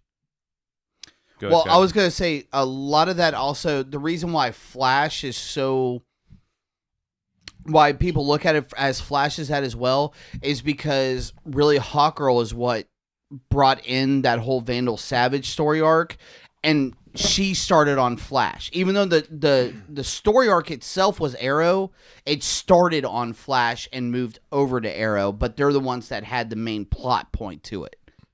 So that's where a lot of the, I won't say confusion, but where a lot of people see it as the beginning. But I don't want to see that as a confusion. I think that's a really good way that they took the two series that were successful and they said, here's the Flash, and here's how the Flash is going to contribute to this, and here's how Arrow is going to contribute to this. Right. And they brought both of them together to kind of launch this third series, and I thought they did a really good job of doing that. Absolutely. They gave both of them equal validity, Yeah. Oh, I completely agree. That the original crossover episode between the Flash and Arrow cemented the fact that they were able to do it with respect to both characters and still bleed in one storyline to tie it all together, which happened to then spawn DC Legends of Tomorrow. And the amazing thing that they did in that episode is they again tied in time. Time is the all-defying force behind almost all of these, besides Supergirl. Right. Yep. Agreed with what Smash said. And I do see what you're saying, Scotty. You're right. They did bring in Hawkgirl there. The main villain Vandal came in on Arrow. Right. But Hawkgirl right. came in on Flash. So that's also going Eddie, where they did a good median of. They did a good job of bringing both of them in with pretty much equal parts. Yeah. Now, when Legends first came, when the actual Legends aired, they did bring more of Arrow into the show. Absolutely. Absolutely. The Flash didn't touch, True. like I said, till Eobard Thawne came in on season 2. It was both, you had Malcolm Merlin, you even had Damien Dark. There's a lot of Arrow going on in Legends. Right. But Sure. was things that I do want to point out with Legends, and not to get too much on a Legends tangent, we already had the episode, you guys should have listened to it. The only alternate reality they went to was Star City. 2015, and it was the Arrow. It was you saw Green Arrow with missing an arm, gray beard. You saw the Dark Knight Returns Arrow. You saw Deathstroke's son as Deathstroke. You saw a different Arrow. Right. You saw Diggle's son as Arrow. You saw a whole different Arrow world. You know? Absolutely. No, and well, I'm sorry because that's still at that point too. And it's not an argument. It's just depending on your point of view of where just at that point Arrow was still the anchor Dominant. for the CW shows. That was, and during that was into the transition of where, honestly, in my opinion, Flash has become the anchor. But that, not anything against those episodes again, but Flash became the anchor at that point. Arrow was the anchor. But I think that's one of the strengths. Okay. Yeah, it's one of the strengths that I've seen it, and I know this is a Flash centric discussion, but I want to say that I'm very, very impressed with the CW's take on the DC universe because they've done a really good job of not only introducing the crossovers. It's not like, oh hey, we introduced this thing and now this is it's not Joni Loves Chachi being taken off of Happy Days. Right. You know Barry what I mean? Loves Iris. Yeah. Right. It's not that at all. It's not a spin-off. It's part of the world. We're going to revisit this in this. We're going to revisit this storyline here. This character is going to come into this universe and they're going to go back and forth together, and that crossover aspect of this series, but also Legends and Supergirl and Arrow and all of it together has been really, really enjoyable to see, and it gives me a reason to want to watch.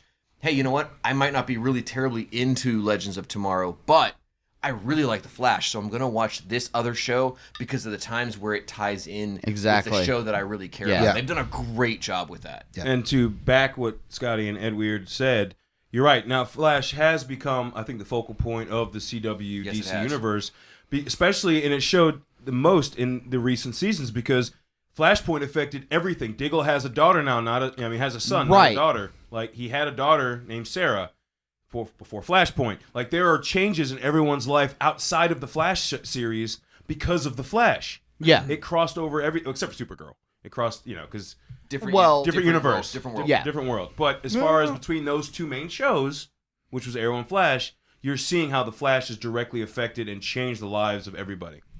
Well, that's the important thing to note is that the Flash again everything circles around the Flash.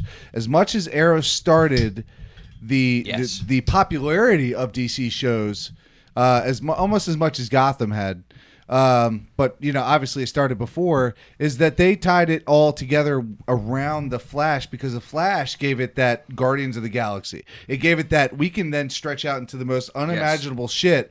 To bring in everybody together when they do their crossover episodes. I don't care what you're a fan of, either Flash or Arrow, whatever. You don't like one, you like the other. You will like the crossovers every time. Mm-hmm. Exactly, because I'm honestly, Arrow is not in my top rung of the shows, but you watch Arrow for the crossovers. It's not that it's bad. I see that fucking look. Shut up. Arrow is great. But I didn't say a word. It is. I love it. You don't have to. You don't have to. You just feel guilty because you have bad decisions. No. Oh yeah. Oh no. Go ahead. But my main phrase that for all the crossovers, even including some of the Supergirl stuff and everything, the crossovers are there, but they all still run parallel. The stories don't stop just because this person got included for an episode. They still have their own thing going. And it's a freight train, man. You cannot stop it, and that's been the downfall to some of the other shows where they're like, "Oh, we have a crossover, so we'll concentrate on this." No, the other shows keep going; they just don't stop. We talked about the crossovers, and let's really get a little bit meatier into that. But I in addition to the crossovers, let's talk about guest stars, tie-ins to like the old Flash series, and people that they've tied into the Flash universe. But let's first off start with crossovers, and then we can get into all the guest appearances and everything. The best crossover that I can think of actually appeared on Supergirl, and we talked about it a little bit, where Barry went into Supergirl's verse, right? And it was it was basically like puppies playing with glitter on a cloud.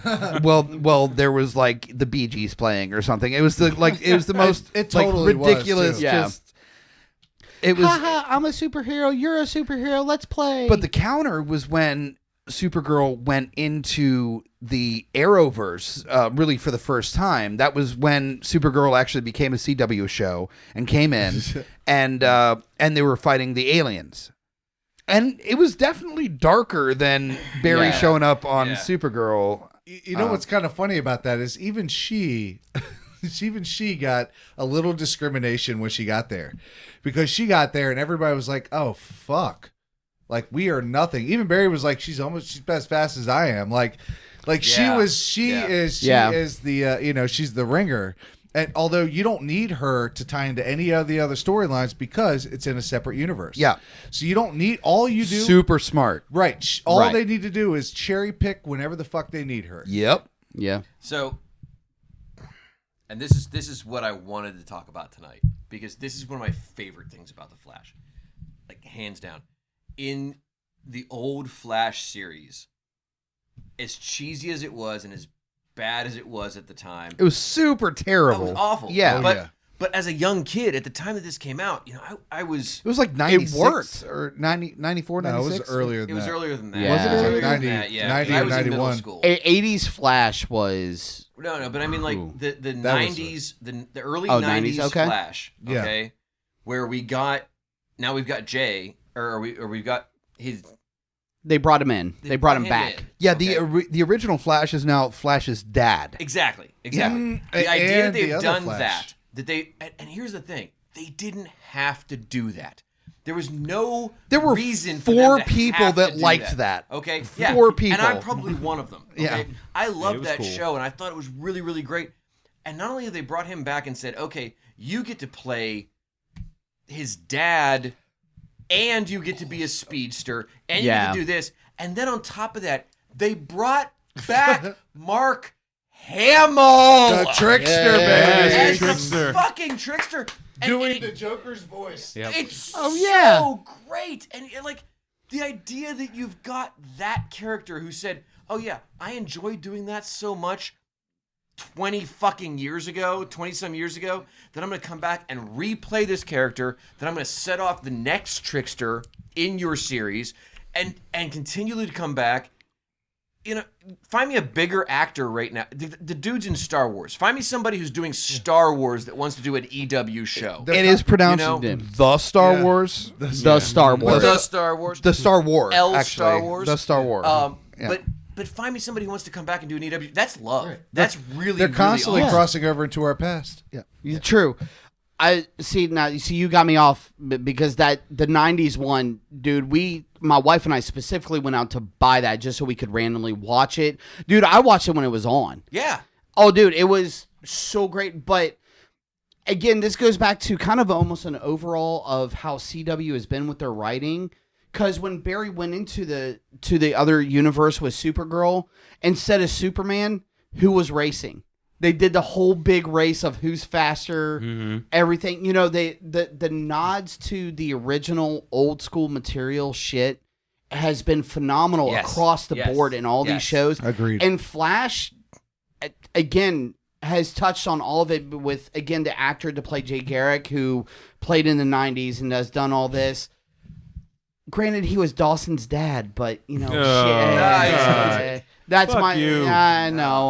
Motherfuckers got to work, all right? Hey, I don't want to wait for our first to be over. I want to all right now. Somebody else talk, All right. please. All right. Smallville. Smallville. I just want to say what he was mentioning earlier. Well, with the how it ties everything together with the show, with the crossovers, like with the Flash, there's endless possibilities, endless Earths, endless cameos. No one's ever really dead in the show. Anyone can come back, and that's what I think that's so exciting about the Flash. So many different possibilities, so many different Earths. I agree with that. I don't want to transfer over. If you have something to add on to that, Kyle, I don't want to change. Oh, I was just saying that's super fucking cool because if you really think about it, like in true comic book nerds, they could bring anything they want at Even any Smallville. given time for any reason, simply because Tom Welling could come back as fucking. Oh Jesus! You shut your mouths. Tom Welling could totally come back. Get out. No. Get out. Go fuck yourselves. Important Listen, things. you can bring anything you want. Think about it. Anything you want. Why would someone bring that? Because of the multiverse. Why would they bring that? Like, why? Oh, you fucking like it. All right. Don't you even act like you Anyway. don't like it. We could bring back like an aged Adam West as Batman if we really want You to. fucking Like, could. You could bring Thomas Wayne in the situation as Batman if you wanted. I'm just gonna add into kind of because even though I kind of like the show Smallville, the whole fact of bringing this back in is that Mark Hamill not only did the Trickster, but he did the Trickster twice. Yeah. On 2 different Earths. Mm-hmm. Yeah, Fucking 'cause phenomenal. Because he brought him back from Earth too. Yeah, That's a Garrett was Earth nerd too. for Yeah. nerds. Yeah. And that Right. is fantastic. Yes. So like the other Flash stops him Earth too, while Barry's in there to get to the other Flash, and like he's like, oh, it's the Trickster. But on it's a different Earth. It's a different Trickster. It's not my different Trickster. Earth, I don't have to fuck with it. But it's He's got still it. Mark Hamill. It's still Mark Hamill. That costume on Earth too was a little different. Yeah, But it was a direct playback to the original. No, it was that. The Earth costume 2, that was the OG really, costume. really great. Because if Yeah. you were one of the what did you say? Four of Four. us? The Four four of people. us. Yeah. If you were one of the 4 of us Yeah. who loved that show originally, and there's some love there. Like as a real solid geek, like I find solace when somebody notices something that I like. It's like throwing up a flag. Okay, you throw up that flag that says, "Hey, I'm that guy who loves this. I'm Right. that person who's also part of this." It's why I wear a Serenity shirt or a whatever. You know what I mean? You throw up that flag, and then when somebody notices that, you're like, "Oh, I'm part of that same club you're in." And to know that there's Mark Hamill going, "Hey, I'm throwing out that flag. I'm one of you. I really enjoyed being a part of this show, and I read this book, or I'm a part of this world, and I'm going to do this thing that pays homage to this thing that you love." That is a real heartfelt moment. You know what I mean? That's really important. Well, speaking of like the nerd shirt thing, I totally understand where you're coming from, and actually more so than any other T-shirts that I've had. The T-shirts that I've gotten through Loot Crate through the link at GUIPodcast.com. Shameless plug. Use Save 3 when you're checking out to save $3 off your first crate.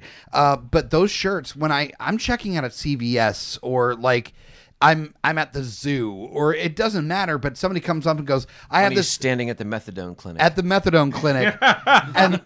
and they're like, you got that from Loot Crate, didn't you? And I go, yes, yeah, I do. I did. And they go, yeah, I have that same shirt at home. That's awesome. And it's like this like where it's like 2 We're nerds. part of the same club. We're part of the same That's club. awesome. Yeah. Back to the Flash. One thing I do like about the crossovers, and this wasn't one of the big crossovers. It was a small one they did later on in the season 3 of the Flash. Was tell me you didn't enjoy the shit out of the musical episode. Oh yeah, I was all over that. I was giggling like fucking musical numbers, and who knew Wynn could sing? Supergirl. Wynn was the best singer of the whole fucking show. Who knew Cisco could sing? Right? John Barrowman cannot sing. For a gay man, he cannot sing. Just saying. His voice is dog speaking shit. of gay, the gay I don't know, couple do there all gay just men surprised sing the well? shit out of me. Oh yeah, with the Joe and Dr. Stein. Yeah, Stein. and they were just like a gay couple, and I love Barry Allen, who's a gay man in real life, being like, "Oh no, this is awesome," and like grinning. You see him grinning? Yeah, he's like, "Hey, yeah. this is this okay. is awesome as shit. That's super great. But that was a really fun crossover. There was a lot of it still had a decent amount of heart because it did prove a point to both Supergirl and Flash. Sure. Yeah. About why they like Supergirl was mad at Monel and Barry was mad at Iris, and it helped resolve both their issues. That's actually a perfect tie-in to Family and Sacrifice, which are 2 things that both of those characters and the people that love them exactly know. That's exactly what they do on a day-to-day basis. They love them. They sacrifice for them. They understand them, even when they've done something wrong or they felt was right. Like whatever the case is, they stuck by them, and that was one of the themes of the episode. Was like, you're so focused on stopping this and stopping that. Why don't you have this there, and the most that you're focusing on this, you're missing the time out that you have with them, which is sacrifice, but the wrong kind. And there's a lot of lessons to be taught in that. And we can all understand family or being a part of something or not a part of something and wanting to be a part of something. And so, with that said, that's what GUI is here for. So family, goddamn right. I'm gonna touch base on that, and I'll get personal for a second, but I love the aspect of Barry Allen being a foster kid, being an adopted kid into that family. I have 2 adopted kids, and they're my foster kids who are mine now, and for Barry, who lost his family, to be brought into a new family, and for that to be so important, for that to be so good, there's a lot of heart there, and you don't find that in a lot of these shows. It's a lot of, hey, let's focus on the shoot 'em up, let's focus on the special effects, let's bring in some more King Shark and and some great special effects, but they do a really good job of focusing on that heart and making. Here's the thing, I believe Iris is his sister, and let's not to be the creepy Luke and Leia aspect of that. Okay, but yeah. You know what I mean. Like when it comes to his dad, I believe that's Dad. You know what I mean. Yeah. And Wally is believable as his brother, and there's a real family aspect of it, and I give a shit about that family. Absolutely. And to see them step in and be part of his life when he didn't have anything else. It adds value to the character, and I think that's really, really an important aspect of the show. Speaking of family, and we've talked about a little bit about the gay couple in the alternate universe and everything, but let's break down what's happening on The Flash that's not even part of the storyline. It's just who the characters are. Barry is adopted by a black man and raised in a black family, and it's never discussed. Him being involved in an interracial relationship with Iris once they get over themselves and actually start dating is never discussed, the race thing. There being gay characters and there is never discussed because once it's not an issue. Once there's a show that is mimicking what life actually is in the world where it doesn't fucking matter. Exactly. Yeah. Absolutely. What it is about people finding family, whether it be through blood or through experience, through love. People that surround themselves with love and each other and fight tooth and nail to protect the people that they care about. That's what this show has always stood for, and that's honestly what keeps me coming back every single week. Is it doesn't matter.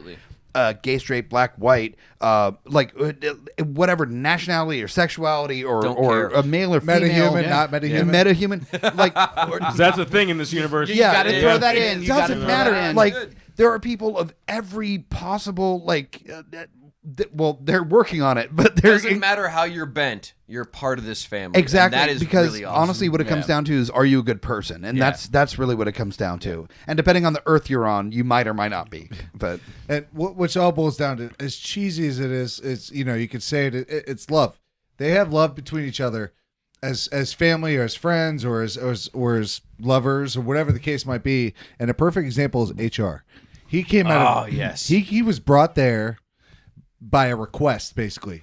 Pass this test, come over here. He came in there. He's not a genius, but he knew he had to contribute something. He even failed the test, technically. It was a friend that solved it for him. Yeah. And then over time, basically, he earned their trust as, you know what? This guy's nothing to... Maybe he does. Maybe he provides this. Maybe he provides inspiration. Well, you know what? He did. Spoiler alert, the ultimate sacrifice he made was for Iris.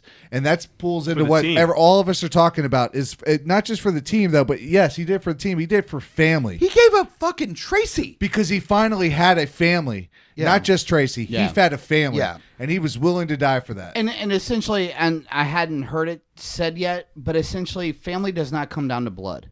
Mm-hmm. You'll see it said different times, different ways around, whatever. No, it doesn't. That's the whole key point of this is that, and we brought it up on Supergirl as well, is that it's not, you can say Team Flash, you can say Team Arrow, you can say Team Supergirl, you can say Team whoever.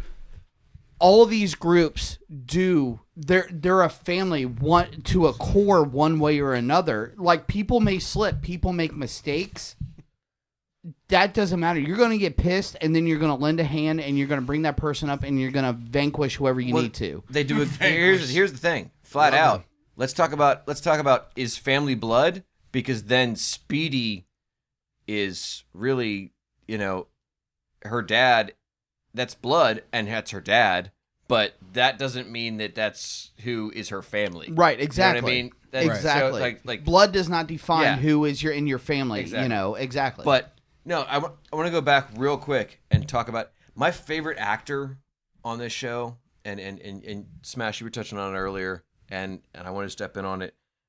Tom Cavanagh. Yes. Just fucking slow clap.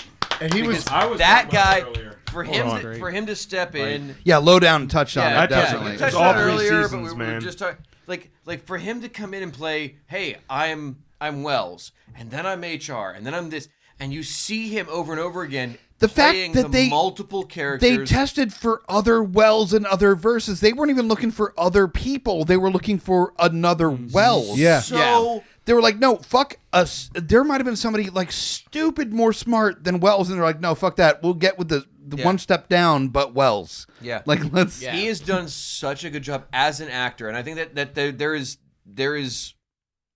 a legitimate reason to take pause and mention the fact that that guy as an actor has done such a good job and has really not only captured one role but multiple roles and you know, like, okay, Amen. yeah, there's Killer Frost, and then, you know, back and forth, and there's a couple of characters who have played multiple people, but really none of them have done it well like he has. I definitely agree. He is his three main characters that he plays: Eobard Thawne / H.R. Wells, HR, and also Harrison Wells from Earth 2. Yes. Just Perfect. Three completely different people, and he nails every one of them. Yes. Exactly. But I do want to mention one thing I talked about before was the family aspect of the show, how it's one thing that's kind of missing from season 3 that was apparent in season 1 and 2 is Barry's awesome epic monologues that he does in the beginning of the show and at the end of the show. We didn't see much of that in season 3, and he just talks from his heart.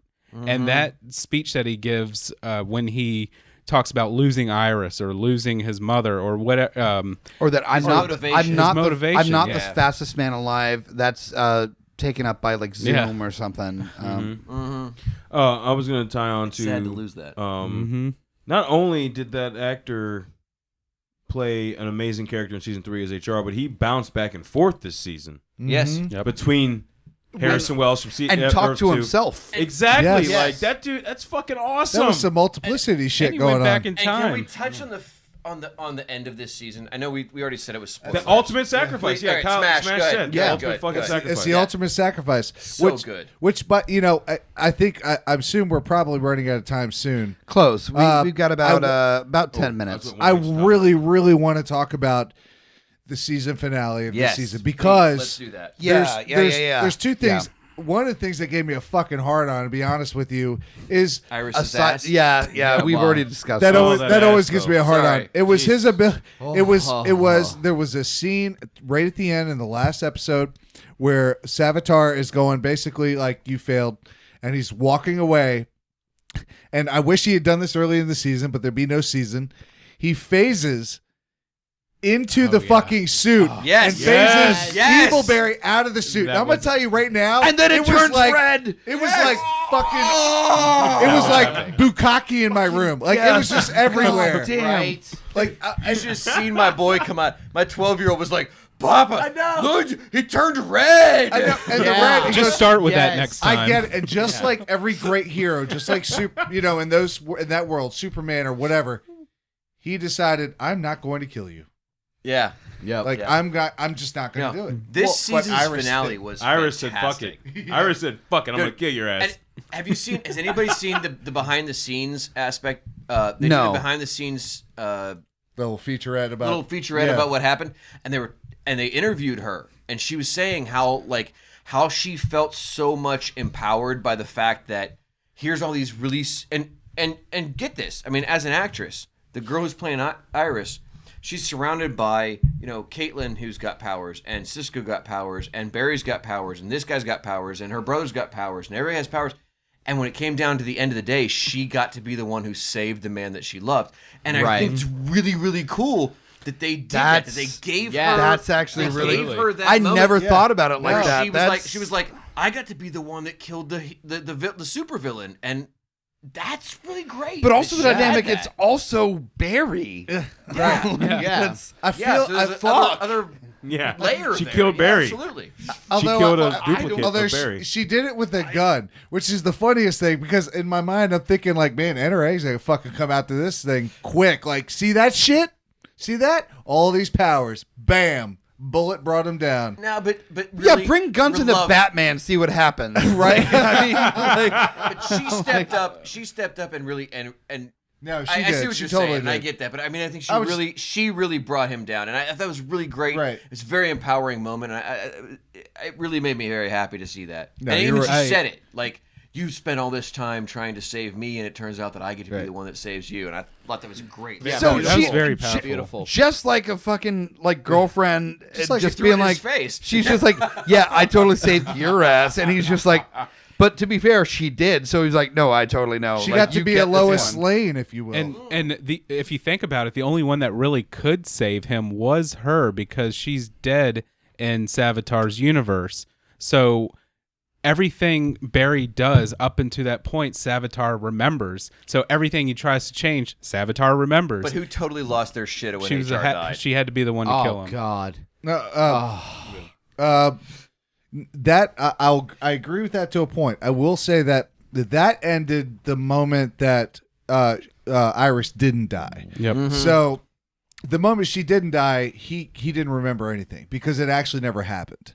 Right. It was a Technically. whole new timeline at that It was a point. timeline wave. that was happening Yeah, simultaneously. Therefore, wasn't enough time for Barry to remember and Right. time to catch up. It was, but that goes along with the like whole time paradox, which is much more fucking confusing. Yes. He could have just ran One- like reverse. Sorry. One thing I want to touch on before we finish up this episode is does anybody else agree that one thing the Flash has against it is there's too many fucking speedsters? Yes. Yeah. I was. We've if got you Jesse didn't bring it Quick, up, we've I was got about Kid to bring Flash, it up. we had Reverse. Every villain The rival. he has does not have to be a fucking speedster. And also All we need every is Ginger like Flash. he's got something. Although Jesse I haven't Quick seen is Ginger Flash yet. Jesse Quick is No, sexy. they're and they're gonna thick. start having Oh, different fat colors ass, where bro. there's like a Fat ass fuchsia like her. flash. What? I'm sorry. The Future Flash. It's I like, No, just- I no, am the fuchsia. Flash. No, A not little bit future, of not flashing. future flash, not future flash, fuchsia flash. Oh. Fuchsia Flash. We need Johnny Oh, Quick. geez. Is that a Jay Baruchel These sort of weird thing? pink purple thing. Yeah, flying no, through. that would definitely be It's like Jay Purple Baruchel. Rain and- Yeah, There you go. Purple Rain and that's His the Flash lightning tie-in. can be kind of Hi, like rainbow. I'm Fuchsia Flash from 420. No, And it's all I coming agree. back. Oh, Actually, Jesus. to be fair, it's one of the things we were talking about before we started this episode tonight, and Lowdown brings it. He's absolutely right. They've done a really good job of introducing all the speedsters, and really when you get down to it, if you go back to the books, Zoom is not that important, to be honest. No, he's Eobard not. is great, and Savitar, whatever, that's fine. But Honestly, the rival is more important than the fucking Yeah. than fucking Zoom. Zoom. Let's You not know, even talk about that. He We've was done seen bad, enough though. speedsters. Give us And something it's else. Such a rich garden of villains that you could pull from. I hope that in the next season we see something else. I hope that we see him fighting something new. Well, that's exactly where I think most of us stand for that is because, I mean, knowing the Flash, because if you've ever read the comic books, the lore on Speedforce and everything has grown throughout the fucking Oh, yeah. decades. It used to be it was just chemicals that he got struck by lightning and he was the Flash. Then they built the whole Speedforce and it stuck. All right, great. We know the Speedforce. We know there are other speedsters out there. Dude, there's so many.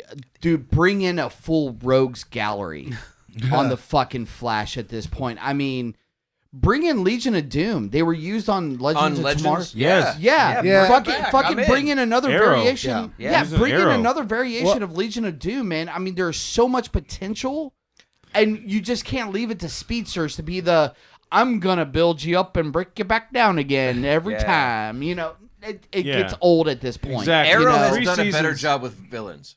Yes. True. Yeah. Very, very Yes. true. They very, have. very true. Although Deadshot. I will say some of the fan theories I've read for next season, I do like the idea of the Thinker as a villain, somebody who basically he's not a speedster. He's basically he's like a brainiac almost in the sense if he can the way he can predict Right. things based on the information that he has. So I think that would be a cool deterrent, from or break away from what they usually do. I will say though, I think that people shit on the fact that they constantly use speedsters. The problem with that is that the way I see it is that for the way that they have developed Barry and developed the people around him, the speedster story probably could have gone another way.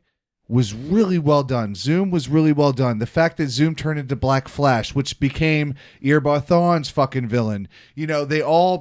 Everything tied in together, and that's important. And it is. And it's given, at 3 seasons now, we've finished season 3. Mm-hmm. It's a great basis for the show. Don't overkill it. Agree. It's built up perfectly to now bring in something like the Thinker. I don't see the Thinker being a full season villain. Maybe But not. the rival, Overarch. Who? No, the rival's done. Yeah. Yeah, the rival's done. He's a bitch. But Plus the helmet looks stupid. I'm waiting for Rival should have been stronger. It should have been. Should have been. Yeah. I'm honestly when I think of Flash at this point, especially from everything the show's experienced, I'm waiting for the big Gorilla Grodd. You could have done a whole season out of the Invasion episode. You can do The a whole season on Gorilla City, everything. I mean, Yeah. Well, and Scott, you and I talked about this before. I love Gorilla Grodd. From the first time I saw Clancy Brown and Gorilla Grodd together, I wanted to see beautiful. so much more done with Gorilla Grodd. And there are rumors of full-on animal Suicide Squad style stuff happening, and I've heard all kinds of things that are a possibility, but anytime I get to see some more Gorilla Grodd, I'm in. yes. But Amen. really, when we talk about the villains for this next season, and crossovers and all the things we've talked about, one of the things that I really hope that we see is I would like to see more of the Flash and Supergirl. Excellent. Because I think Because Supergirl, puppies. Yeah, And clouds not so and much glitter. that, but I and think Supergirl's about to bring in some really good villains. They're Yeah. talking about the Legion. They're talking about some stuff going on Yeah. with The Supergirl. World Killer. Yeah, and World Killer. Yes, Yes. the World Killer is talking about.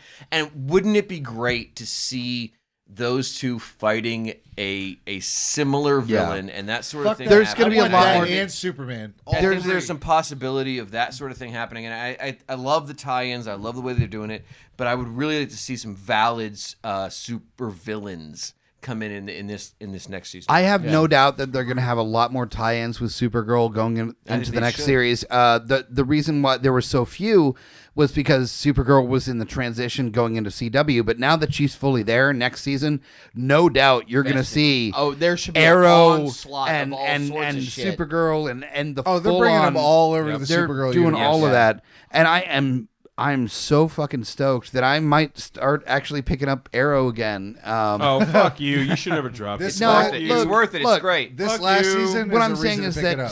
CW is doing it right with their John Barrowman, you should. they're doing it right with the Yes. multiverse. I think CW is exactly the right place that Supergirl should be, and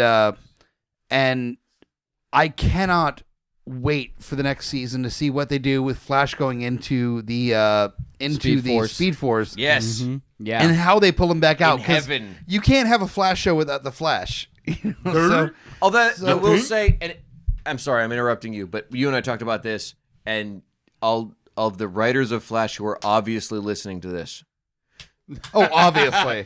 Yeah, Duh. super. Just on bated Weekly. breath. Weekly. On bated breath. I mean- but I love, please give us a couple of episodes of Kid Flash. Give us a couple of episodes without Barry where I get to see, you know what I mean? What about 2 episodes Let me of see Jesse some Wally, Quick, man? Give me some Wally West. I really, really want to see Wally by himself being the actual Flash. Can you please do that? I want love Jesse. Wally West. I want Jesse Quick because Yes, she's much more yes. enjoyable to look Wally at than and Wally Jesse West. together? She's so hot. Those two Look, together are let's do good. it. Let's Ultimately, do it. there are 6 men sitting in a room in their 30s talking about how excited they are for the next season and what they want to see with it. Yes.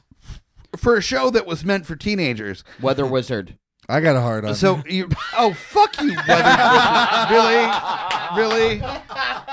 That's your big, turtle. Yeah, the turtle. I move Let's slow, bring you him move back. fast. No, but ultimately, that's kind of why the Flash got so popular. Is it's meant for teenagers, but even adults are able to get great. behind it and Yes. get into it and enjoy the fuck out of it.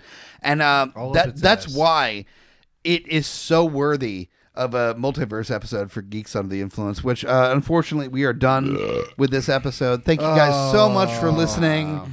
I know. Tip your waitress. There's so Tip much your fucking waitress. material that you can still go over. Well, that's the thing. We're never done when we talk. Ever. But we just have to cut it off. But you can follow the conversation. Cisco didn't get enough time. And honestly, the conversation Not at all. doesn't end with the episodes. It ends with you guys. Follow us on all our social media at GUIPodcast.com or on Facebook, iTunes, Facebook, Twitter, any of those. Talk to us about these episodes, and we'll continue to talk about it with you. Mm-hmm. The story doesn't end here. It ends with you guys. So, join us. Especially with the new website coming up, we'll be able to talk a lot more. New website. I just got heads more. up on the break that the website should definitely be dropping within a couple days of this episode. So And you'll have some of our written word out there, which don't be articles, scared. Just don't all be sorts scared. of bullshit. So ease into it. And you can interact with us sober, which is far scarier. It's super scarier. God, But we're not even half as fun. No. dive into the world of GUI because it's going to get a lot weirder in coming days. There you go. But for now, I'm Mike the Hobbit Bickett, and join us or die. Shut the fuck up, Hobbit. Oh, you motherfucker. Like, Join us or die, or I will swallow your soul. Necronomicon gives us power to rise from the dead. You play to take, or play begins to spread. You can fight all you want, cause you felt to resist. We're here to take the world and rule with all your fists. So join us or die, or I will swallow your soul. GUIPodcast.com